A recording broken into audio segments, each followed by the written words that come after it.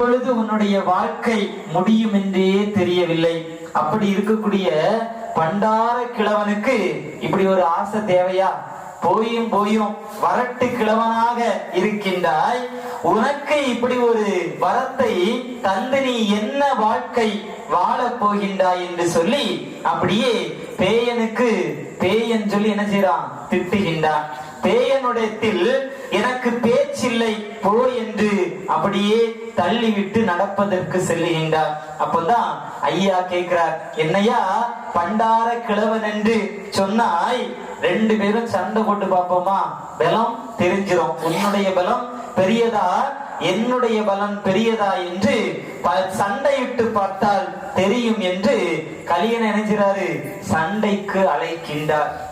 அப்படியே தாறு பாய்ச்சி அப்படியே கையில வச்சிருந்த கம்பை போட்டுட்டு ஐயா நினைச்சாரு கலியன்ட்ட சண்டைக்கு அப்படியே நிற்கின்றார். அப்ப கலியன் சொல்றான், பக்கத்துல இருக்கிறாளே ஒரு பெண் என்ன பார்த்து என்ன நினைப்பா? நீயோ ஒரு வயதான கிழவை, போயும் போயும் உன்னுடைய வீரத்தை யார்கிட்ட காணிக்கிறா? ஒரு பண்டாரத்திட்டு போய்யா உன்னுடைய வீரத்தை காண்பிப்பது என்று அருகில் இருக்கக்கூடிய பெண் என்ன செய்வா? இப்படி ஒரு தவறான எண்ணத்தில் நினைத்து விடுவார். அதனால எனக்கு இப்பொழுது என்னுடைய பலத்தை காண்பிக்க வேண்டும் என்றால் மாயன் இங்க வரணும், நாராயணர் என்ன செய்யணும்? இங்கு வர வேண்டும். அப்பதான் இந்த அவர்கிட்ட நான் என்ன செஞ்சிருவேன்? என்னுடைய பலத்தை வெளிப்படுத்துவேன் என்று சொல்ல, அப்படியானால் எனக்கு ஒரு சத்தியம் மட்டும் செய்து தார். ஆழ்படைகள் இல்லாமல் ஆயுதங்கள் இல்லாமல் என் போன்ற பண்டார நிலையிலே எவர் ஒருவர் இருந்தாலும் அவரை என்ன செய்ய மாட்டேன், கொடுமைப்படுத்த மாட்டேன் என்று நீ சத்தியம் செய்து தா என்று சொல்ல, கலியன் கேட்கிறான் யார் பேர்ல சொல்லி சத்தியம் இட வேண்டும் என்று. நீ பெற்ற வரங்கள் பேரிலும் அருகில் இருக்கின்றாளே பெண், அவள் பேரிலும் எனக்கு சத்தியம் செய்து தர வேண்டும் என்று சத்தியம் வாங்குகின்றார் நமக்காக. அதனால பண்டார நிலையில இருந்தா நமக்கு எந்த பிரச்சனையும் வராது. அப்படித்தானே? நிறைய நகை போட்டுட்டு தனியா ஒரு பக்கத்துல நடந்து போனா வீடு சேரது வரைக்கும் சந்தோஷமா போகலாமா? நம்ம முடியாது. அப்படித்தானே? இப்ப ஆணாக இருந்தாலும் சரி பெண்ணாக இருந்தாலும் சரி களி அவங்கள சூழ்ந்துரும். அப்படித்தானே? உயிரே பறி போகக்கூடிய நிலைக்கு இன்றைக்கு நடந்து கொண்டு இருக்கின்றது. வீட்டுல அது போல கொஞ்சம் லட்சக்கணக்குல பணத்தை வச்சுட்டு வீட்டுல யாருமே இல்லை, நம்ம மட்டும்தான் இருக்கோம். எத்தனை வாட்டி போய் பார்ப்போம்னு தெரியாது. முடிச்சு நிம்மதியா தூக்கம் இருக்குமா நமக்கு? அப்படிப்பட்ட நிலைதான். அதனால ஐயா பண்டார கோலத்துல எதையும் பற்றாத நிலையில என்ன செய்யணும்? வாழ்வதற்கு சொல்லி இருக்கின்றார். ஆனா நம்ம தாங்களுக்கு வருகின்ற பொழுது ஐயாவுக்கு போட்டிருக்க நகையை கூட நம்ம என்ன செஞ்சிருவோம்?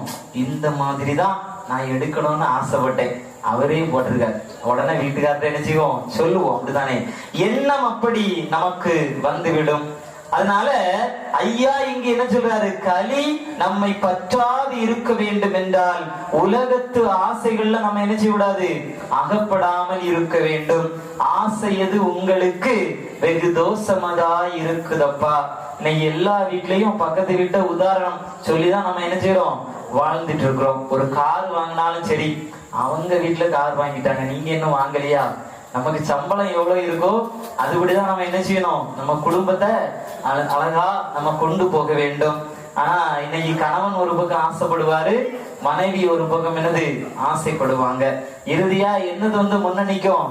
கடன் வந்து முன்னணிக்கும். அப்பதான் நேர ஐயா கிட்ட வந்து இப்படி ஒரு கடத்துல நாங்க விழுந்து கிடக்கிறோம், எங்களை நீங்க பார்க்கவே இல்லையே என்று இறைவன் நம்ம என்ன செய்வோம்? வசைப்பாடுவோம். அப்படிதானே? அதனால களி நம்மை பற்றாது இருக்க வேண்டும் என்றால் நம்முடைய மனமும் எப்படி இருக்கணும்? எந்த ஆசையிலும் விழாதபடி இருக்க வேண்டும். அதனால கலியன்ட்ட சத்தியம் வாங்கியாச்சு. இப்ப ஆசை அளவுக்கு அதிகமா பட்டுட்டாலே யார் உள்ள வந்துருவா? கலியன் நம்மோட சேர்ந்துருவான். கேளு, உற்றாத, அடம் பிடிச்சினாலும் கேளு, என்ன ஆனாலும் பரவாயில்லை அப்படின்னு கலியனும் நம்ம கூட சேர்ந்து என்ன செஞ்சிருவான்? நம்மளை தூண்டி விடுவான். அதுக்கப்புறம் இந்த சத்தியத்தை வாங்கியாச்சு. இதுல யாரையாவது நீ கொடுமை செய்தால் நீ பெற்ற வரங்கள் தோற்று நரகத்துக்கு என்ன செஞ்சிடணும்? போய்விட வேண்டும் என்று சத்தியம் வாங்கிட்டு அதுக்கப்புறம் கேட்கிறார், கையில இவ்வளவு வரத்தையும் வாங்கிட்டு வந்திருக்கிற, அதுக்கப்புறம் எதற்காக இந்த துணி கட்ட வெற்றிரும்பை கையில் சுமந்து கொண்டு செல்கின்றாய்? சக்கராயுதத்தினுடைய மகிமை என்ன? அதர்மத்தை அழிப்பதற்காக ஒரு நேரம் அது கிளம்பிடுச்சுன்னா என்னது, அதர்மத்தை அழித்து மீண்டும் தான் கையில உட்காரும். இது கலியனின் கையில் சென்று விட்டால் நிச்சயமாக அதர்மங்கள் அனைத்தும் என்ன செய்யும், அதிகரித்து விடும். இதை ஏதாவது செய்யணுமே என்று ஐயா என்ன செய்றாரு, கலியன்ட்ட சொல்றார், ஈஸ்வரர் இந்த வெற்றிரும்பையா உன்னுடைய கையில சந்து சுமந்து கொண்டு செல் என்று தந்தாரா? நீ இந்த வெற்றிரும்பை என்னுடைய கையில் தந்தால் இந்த உலகத்திற்கு தேவைப்படுகின்ற பணமாக நான் என்ன செய்றேன், உனக்கு மாற்றி தருகின்றேன் என்று பணமாக சக்கராயுதத்தை என்ன செய்றாரு, மாற்றி கொடுக்கின்றார். அப்ப சக்கராயுதம் கேக்குது, எப்போ எனக்கு இந்த சாபம் தீரும் என்று. மனிதர்கள் பணத்தை வேண்டாம் என்று என்னைக்கு சொல்றாங்களோ அன்னைக்கு உனக்கு சாபம் முடிவடைஞ்சிரும். எத்தனை பேர் வேண்டான்னு இருக்கிறோம், கூட கொஞ்சம் கிடைச்சா போதாது அப்படிதானே? அப்படிப்பட்ட எண்ணம் இன்னைக்கு பணம் தான் முன்ன நிக்குது அப்படிதானே? சொந்த பந்தங்கள் கொஞ்சம் வசதி வாய்ப்போட இருந்தா ஒரு ஃபங்க்ஷனுக்கு கூட்டா என்ன செய்வாங்க, நீ சொல்லியா வரணும், நீ சொல்லாமலே நான் நிப்பனே, உனக்கு யாருனா அப்படின்னு சொல்லுவோம் அப்படிதானே? இப்ப பணம் இல்ல, நம்ம கிட்ட வசதியும் இல்ல அப்படின்னா என்ன சொல்லுவாங்க, என்கிட்ட ஒரு வார்த்தை சொல்லல, என் பேரை பத்திரிகையில போடல, நான் எப்படி நிக்கிறது? அப்ப பணம் தான் இன்னைக்கு என்னது, எல்லாவற்றையும் தீர்மானிக்கின்றது. அது போல சக்கராயுதம் சுழந்துட்டே இருக்கும் அப்படிதானே? அது மாதிரி பணமும் எப்படி இருக்கும், நம்ம கையிலேயா இருக்கும், சுத்திட்டே வரும் அப்படிதானே? பணத்திற்கு தான் இன்றைக்கு என்னது முக்கியத்துவம் அப்படிதானே? அதனால ஐயா இந்த பணத்தை கலியன்க கையில ஒப்படைச்சிருக்கிறார். அப்போ பணத்தின் மீது நாட்டம் வைத்தால் நம்மளை என்ன செஞ்சிருவோம், கலிக்கு அகப்பட்டு விடுவோம். அப்படி கொடுக்கின்ற பொழுது அந்த பணம் கீழே சிதறி விழுகின்றது. அவன் எடுத்து என்ன செய்யறான், கண்ணுல ஒத்துகின்றான். இன்னைக்கு கடைபிடிக்கிறோம், முதல் வியாபாரம் நல்லபடியா இருக்குது, வாங்கின உடனே என்ன பழக்கம், கண்ணுல எடுத்து ஒத்தக்கூடிய பழக்கம். அது கலியன் கடைபிடித்தது. ஐயா நம்மகிட்ட என்ன சொல்லல, இந்த காசு எடுத்து கண்ணுல ஒத்துவதற்கு சொல்லவே இல்லை. பணத்தை நீங்க என்ன செய்யணும், தூக்கி எரியணும், கலியனுக்கு வேண்டாம் அப்படி என்று சொல்லக்கூடிய நிலை நமக்கு உருவாக வேண்டும். அதனால கலியனிடத்தில் இருந்து இந்த சக்கராயுதத்தை எம்பெருமாள் பணமாக மாற்றி இந்த பூலோகத்தில் கொடுக்கின்றார். கலியன் தான் என்ன செய்யறான், இந்த பணத்தை பூலோகம் முழுக்க கொடுத்து இன்னைக்கு எல்லாத்தையும் விலைக்கு வாங்கிடலாம் பணத்தை கொடுத்தா அப்படிதானே? இன்னைக்கு எல்லாமே பணம் தான். அப்படிப்பட்ட உலகத்தில் நாம் வாழ்ந்து கொண்டு இருக்கின்றோம். இந்த வாழ்க்கை நமக்கு சந்தோஷத்தை தருமா? நிச்சயமா தராது அப்படிதானே? அதனாலதான் ஐயா என்ன சொல்றாரு, இந்த பூலோக வாழ்க்கை உங்களுக்கு பொருத்தமே இல்லை, உங்களுக்கு நான் என்ன செய்யறேன், மேல வச்சிருக்கேன் தர்ம யுகத்துல, அதனால அதுதான் உங்களுக்கு நிரந்தரமான வாழ்க்கை அப்படின்னு நமக்கு சொல்றாரு. ஆனாலும் நம்ம என்ன செய்யறோம், எப்படியாவது இங்க வாழ்ந்துடணும், அடம் பிடிச்சு கேட்டுட்டே இருக்கிறோம் வாழ்வதற்கு. தர்மீக வாழ்வு எத்தனை பேர் வேணும்னு சொல்லி ஐயாட்ட கேக்குறீங்க? தர்மீக வாழ்வு எனக்கு கிடைச்சா போதும், இந்த உலகம் ஐயா நிச்சயத்தபடிதான் நடக்கும் அப்படிதானே? பிள்ளைங்க பாப்போமா, வளர்ந்த பிறகு நம்மளை பார்ப்பாங்க பார்க்க மாட்டாங்க, ஏதாவது உறுதியா சொல்ல முடியுமா? அது வரக்கூடிய ஆளு கையில தான் இருக்கு. குடும்பம் அமைஞ்சதுக்கு அப்புறம் மனம் எப்படி இருக்குதோ அப்படிதான் நமக்கு ஏதாவது கிடைக்கும். அதனால எதையுமே நம்ம என்ன செய்ய முடியாது, நிச்சயித்து இந்த உலகத்தில் வாழ முடியாது. அதனால இது கலியுகம். உலகத்து மனிதர்கள் இப்படிதான் இருப்பாங்க. எவ்வளவு பாசத்தை கொடுத்தாலும் சரி, பணத்தை கொடுத்தாலும் சரி, நன்றி எப்பவும் நிலையா இருக்காது அப்படிதானே? மாறிக்கொண்டே இருக்கும். ஏனென்றால் இது கலியனுடைய அந்த நிலை. அதனால ஐயா நமக்கு எப்பொழுதும் நம்மோடு இருக்க வேண்டும் என்று சொன்னா இறைவனுக்கு நம்ம என்ன செய்யணும், முக்கியத்துவம் கொடுக்கணும். காலையில எழுந்த உடனே இந்த வாழ்க்கையை தந்த இறைவனுக்கு நன்றி சொல்லணும். முதல்ல நம்ம நன்றி சொல்றோமா, எப்பா இன்னைக்கு எந்திரிச்சாச்சு, இனி வேலையை பார்க்க வேண்டியதான் அப்படின்னு நம்ம வேலையை பார்ப்போம். ஏதாவது பிரச்சனை என்று வருகின்ற பொழுதுதான் இறைவனை என்ன செய்யறோம், தேடுவதற்கு செல்றோம். கடல் யாரெல்லாம் குளிக்க போறீங்க? மாசத்துல ஒரு நாளாவது கடல் குளிச்சுட்டு வரேன். முத்திரிப்பதம் சாமி தோப்புல போய் ஆடையெல்லாம் நினையணும், அப்படி பதம் விடுறது. யாரெல்லாம் ஒரு பழத்தை கைதட்டு கொடுக்கலாம். சரி, கடல் குளிக்கின்ற போது எப்படி குளிக்கணும்? கடல் பதம் ஆடினால் கரும வினை தீரும், நம்ம பிரச்சனை கொஞ்சம் குறையும். அதனால கடல் போன உடனே இறைவனுடைய நாமத்தை சொல்லி பதம் விடணும். ஐயா சிவசிவா அரகரா என்ற மந்திரத்தை நமக்கு சொல்லியிருக்கிறார். இறைவனை நினைத்து பதம் விட்டா மட்டும்தான் நமக்கு வினை தீர்ந்ததாட்டு நம்ம நினைக்கணும். எல்லாரும் குளிக்கிறாங்க, நம்மளும் போய் முங்கிட்டு வந்தாச்சு, இனி எல்லா பிரச்சனையும் தீர்ந்துரும் அப்படின்னா குளிச்சது அது அப்படியே தான் இருக்கும், பிரச்சனையும் அப்படிதான் இருக்கும், அப்படிதான் இருக்கும். அதெல்லாம் ஒரே எண்ணத்தோடு சாமி தொப்புக்கு போனா முத்திரி பதம், நம்ம ஆடையெல்லாம் நினையணும். நம்ம முழுக்க முழுக்க பதத்துல என்ன செய்யணும், நினைந்தால் மட்டும்தான் நமக்கு அந்த எண்ணம் நமக்கு கிடைக்கும். முத்திரி கணத்தை பார்த்துட்டீங்கன்னா ஆண் பெண் எந்த வேதமும் இருக்காது. எல்லாரும் என்ன செய்வாங்க, எப்படியாவது இடிச்சு ஒரு வாழி பதத்தை வெளியே எடுத்துடணும், அதுதான் எல்லாருக்கும் எண்ணமா இருக்கும். அதனால ஐயா அந்த மனதை தான் நமக்கு என்ன செய்றாரு, தர சொல்லுகின்றார். இப்படி கலியன் இந்த பூலோகத்திற்கு வருகின்றார். கைலையிலே இது கலியுகம் என்று சிவமானவர் கருதி தேவர்களிடத்திலே புராணத்திலே அங்கு எழுதுவதற்கு சொல்லுகின்றார். இப்படி கலியன் இந்த உலகத்தில் வந்த உடனேயே நல்லவைகள் எல்லாம் மறைந்து போகின்றது. முன்னாடி பெரியவங்க ஒரு வார்த்தை சொன்னா என்ன செய்வாங்க, கேட்பாங்க, அப்படித்தானே? ஆசிரியரை பார்த்தா ஒரு பயம் இருக்கும். இன்னைக்கு மாணவர்களை பார்த்து யார் பயந்து போறா, ஆசிரியர், அப்படித்தானே? பிள்ளைகளும் ஏதாவது ஒரு தவறு செய்தால் பிரச்சனைன்னு வரும்போது முன்னாடி எல்லாம் ஆசிரியர் என்ன செய்வாரு, சொல்லிட்டு வருவாங்க, முட்டுக்கு கீழே எப்படினாலும் பார்த்துடுங்க, பிள்ளை நல்லா படிக்கணும்னு சொல்லிட்டு வருவாங்க. இப்ப என்ன பிரச்சனை, நானே என் பிள்ளைய அடிச்சது கிடையாது, நீ எப்படி பிள்ளைய கை வைக்கலாம் அப்படின்னு சொல்லி சொல்லி வளர்த்து அதுக்கப்புறம் யாரு அடி வாங்குவா, அதே நிலை மாறி இன்னைக்கு நடக்கு.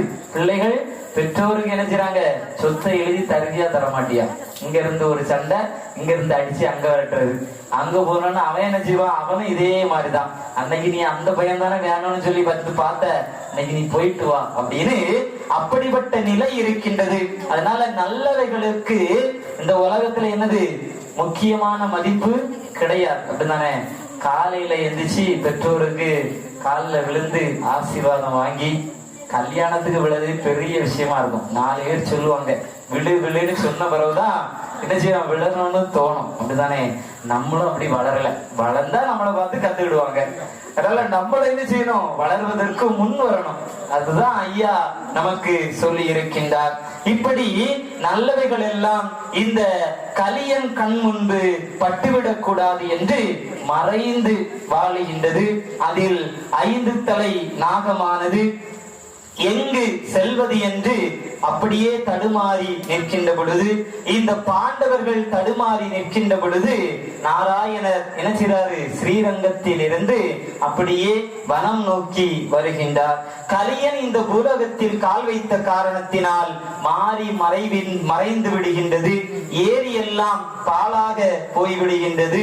தர்மம் அங்கு தலை கட்டு நிற்கின்றது.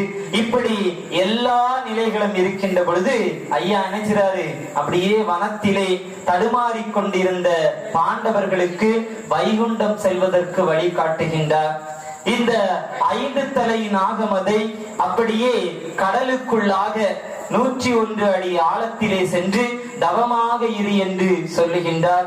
அதுபோல இந்த சங்கு வெள்ளை சாரை தன்னை பற்பக்கிரிதனிலே போய் தவம் இருக்க சொல்லுகின்றார்.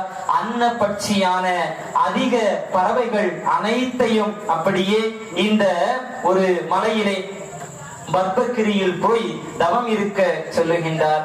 எல்லோரும் நாராயணர் வர வேண்டும், கலியானது அழிய வேண்டும் என்று இறைவனை நினைத்து தவம் இருக்க வேண்டும் என்று இந்த மிருகங்களுக்கெல்லாம் எம்பெருமாள் கட்டளையிடுகின்றார். இன்னைக்கு நம்ம எத்தனை பேர் நினைக்கிறோம், எப்ப இந்த உலகம் முடிச்சு தர்மயுகம் போவோம் என்று எத்தனை பேர் நினைக்கிறோம்?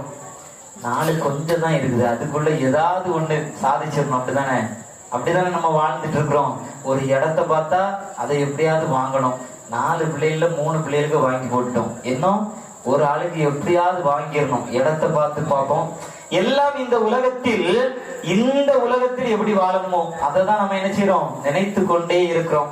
இந்த வாழ்க்கை முடிந்த பிறகு இந்த ஆன்மா எங்க போகும், அதுக்கு எப்படிப்பட்ட ஒரு பிறவி கொடுக்கப்படும் அப்படின்லாம் நமக்கு என்ன செய்யாது, தெரியாது, அப்படித்தானே? இன்னைக்கு யாரையாவது பகையாளியா நினைச்சிட்டு நம்ம உயிர் உடல்ல இருந்து பிரிஞ்சிட்டுன்னு வச்சிடுங்களேன், இவன் அழியதுக்கு முன்னாடி நம்ம என்ன செஞ்சிட்டோம், அழிஞ்சிட்டோமே அப்படின்னு நினைச்சா இறைவன் போன உடனே அவர் பார்ப்பார், அந்த அளவுக்கு மறுபடியும் எங்க அனுப்பி விடுவாரு, பூலோகத்துக்கு அனுப்பி விடுவார். நீ எதிரியா நினைச்சாலா, அவன் அழிஞ்ச பிறகு நீ என் பக்கத்துல வந்தா போதும் அப்படின்னு நினைச்சுவாரு, அனுப்பி விடுவார். அதனால ஆசை இருக்க இருக்க நிறைவான ஒரு எண்ணம் நமக்கு இல்லாத வரைக்கும் இந்த பூலோகத்துல மீண்டும் மீண்டும் என்ன செய்வோம், பிறந்து இறந்து அப்படிப்பட்ட வாழ்க்கை நமக்கு தொடர்ந்துட்டே இருக்கும். இன்னைக்கு நம்ம வாழ்க்கை நலமா இருக்குது, அதனால நம்ம எப்பவும் நாளைக்கு வாழணும்னு ஆசைப்படுவோம். மருத்துவமனை போய் பார்த்தா தினந்தோறும் மருந்து அவங்களுக்கு எடுத்தாதான் வாழ்க்கை.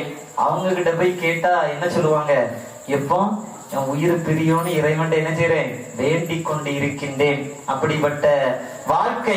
அதனால ஐயா அனைவருக்கும் தவமாக இருங்கள் என்று சொல்லி கலைமுனி ஞானமுனி அந்த இடத்தில் நிற்கின்றார்கள்.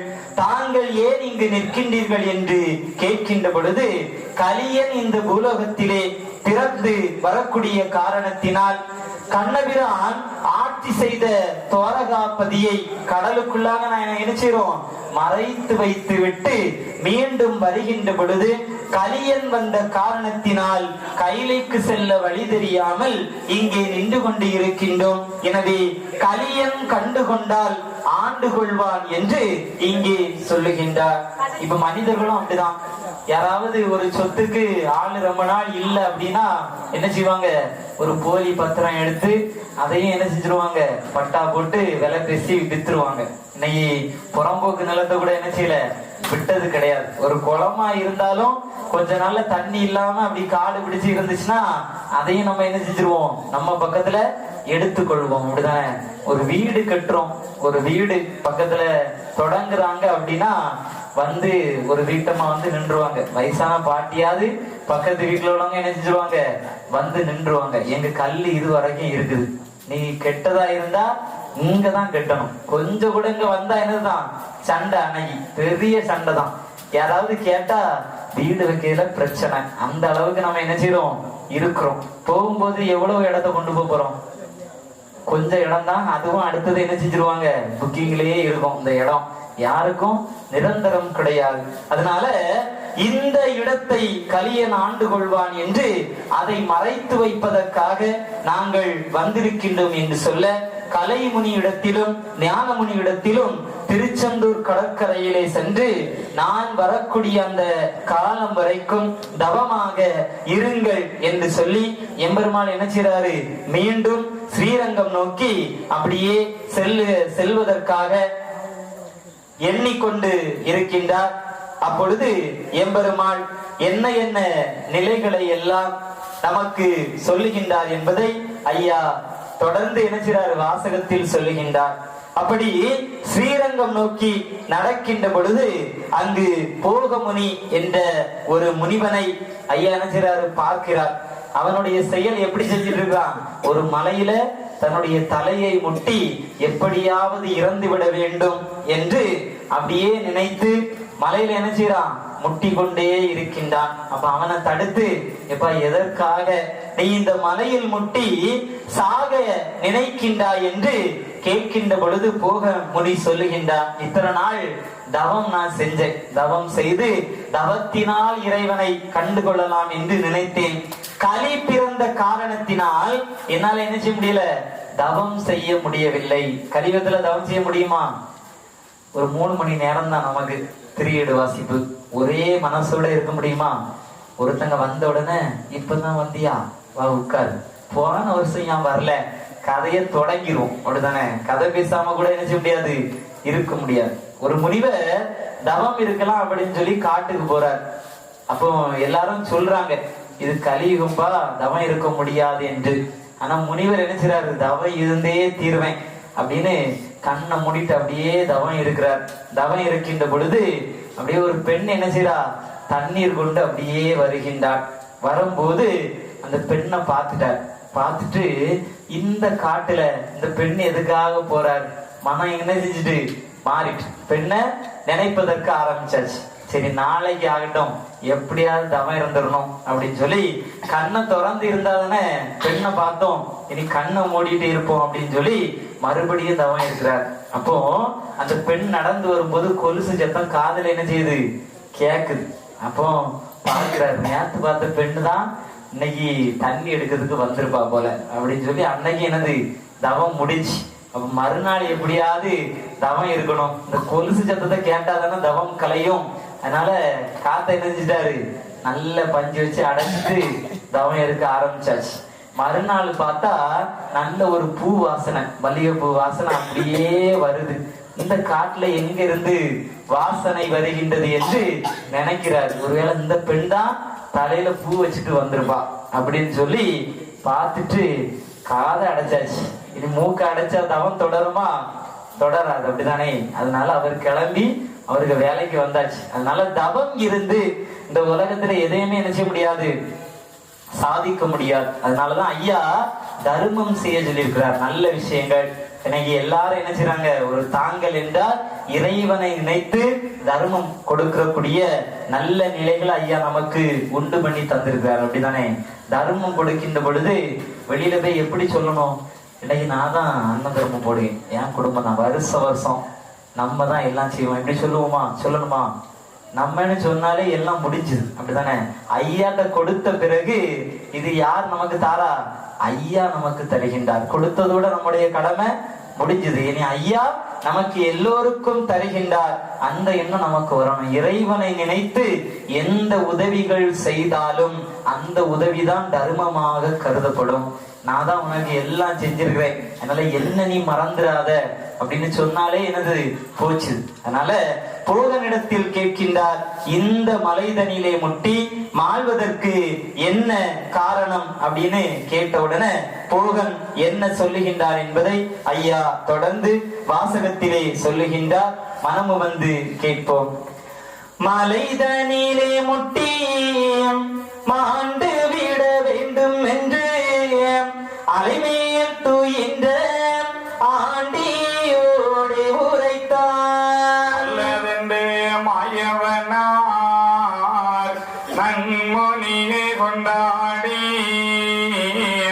வல்லவனே உந்தனுக்கு மாலவென்றால் இல்லையோ, கல்லிலே முட்டி கண்ட வந்து சாதன சொல்லு நீ என்று திருமாலிது உரைக்க.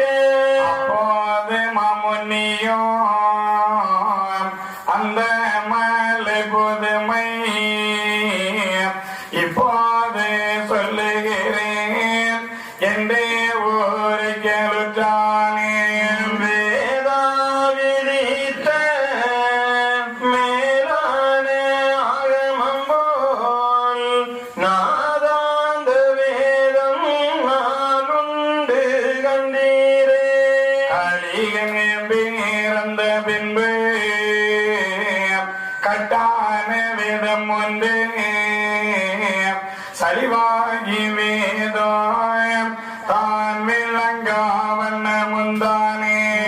இளராமல் கல்போல் இருந்தது தான் வேதம் அது குலைவான வேதா குறியாயதை அறிந்து கல்வியிலகாமல்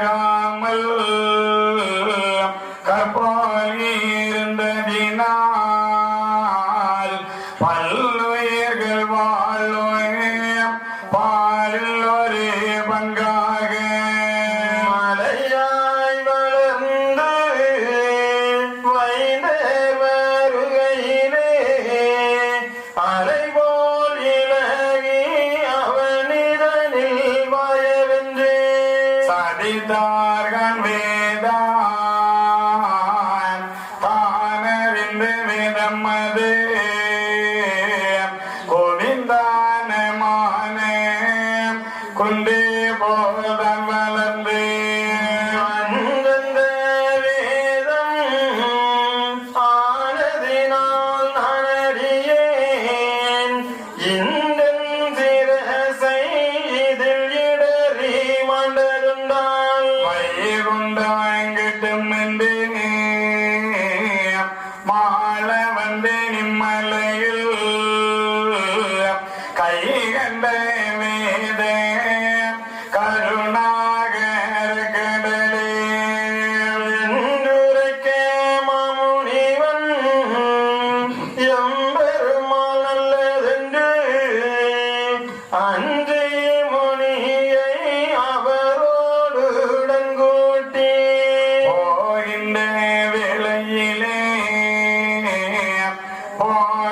நின்ற மாமுனிவனே ஏகின்ற வேலை எம்பெருமாளது சொல்வான் மாமுனியே நிகழே மாற்றலாய் உடம்பு தாமுனியே எந்தனக்கு சடைவாயிருக்குது ஆனதால் கங்கை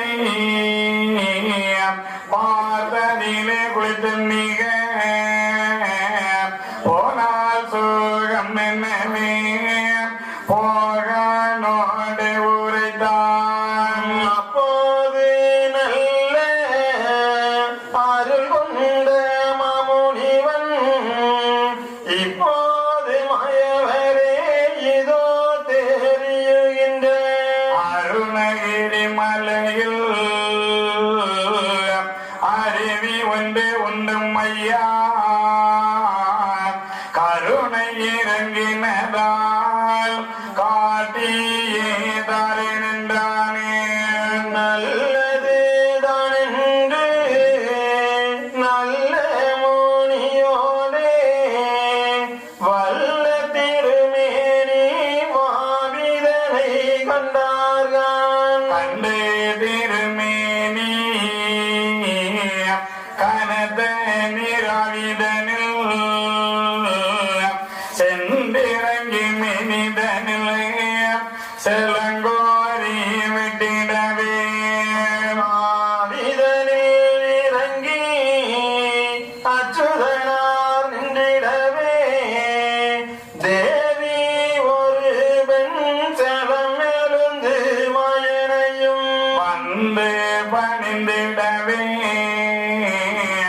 மாயனதை பார்த்து